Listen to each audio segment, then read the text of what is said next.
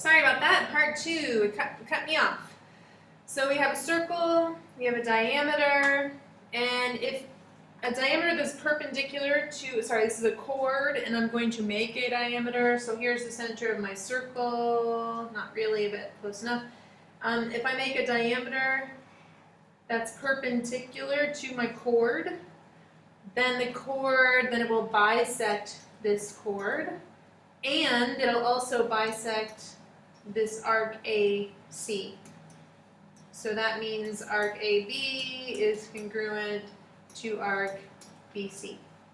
So if we have a chord that's being intersected perpendicularly by a diameter, then that chord is being bisected by the diameter, as well as the arc.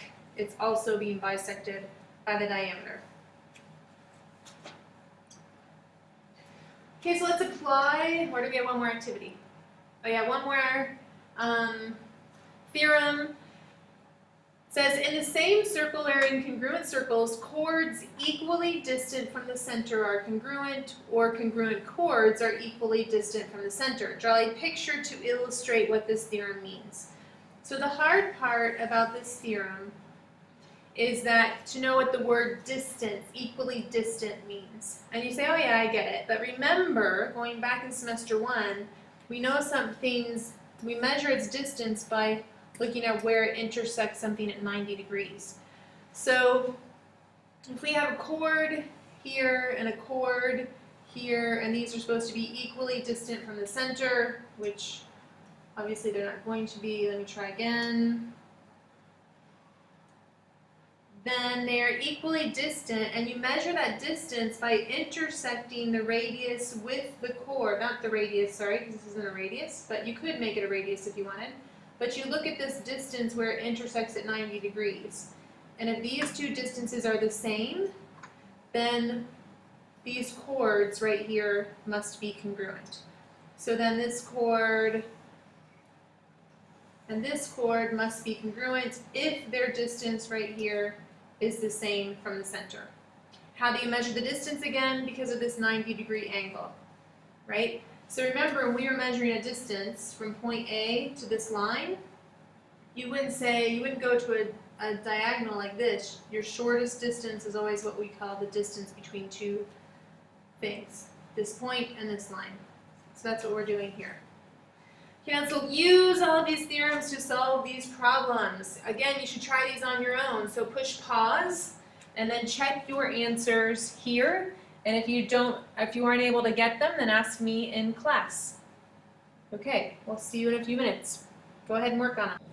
Okay, so here are the answers to these practice problems. So hopefully you were able to, you'll compare your answers and find that you got a lot of them correct. If you didn't, then go back and try them again. And make sure you star them and ask me during class if you're having difficulty. Because I'm not going to explain them all now. I want you to try it on your own and then come to class with questions. So that's what class time is for now, is to ask questions and to work on your homework.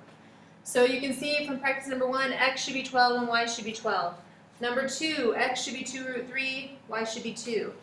Number 3, x should be 8, y should be 16. Number 4, RT should be 30, OM should be 8. And I have some work that you can look at to help, and that might jar your memory or help you figure it out, jar something that you connects to a theorem, and then you can figure it out from there. All of these questions are dealing with the theorems you just learned.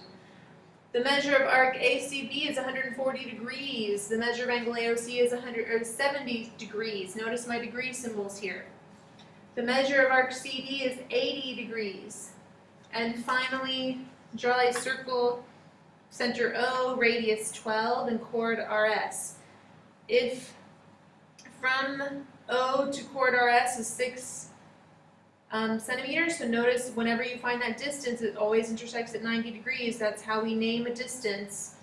Then you are going to you then draw in these radii right here, to R and to S. Those are both 12. So we've created an isosceles triangle. And this is the altitude.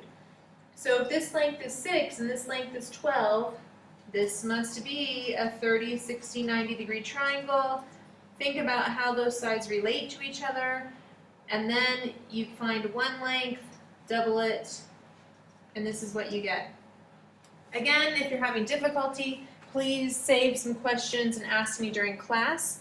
Otherwise, I'll see you next class, and you can work on your homework. And as you get stuck, ask me or your peers questions. See you soon.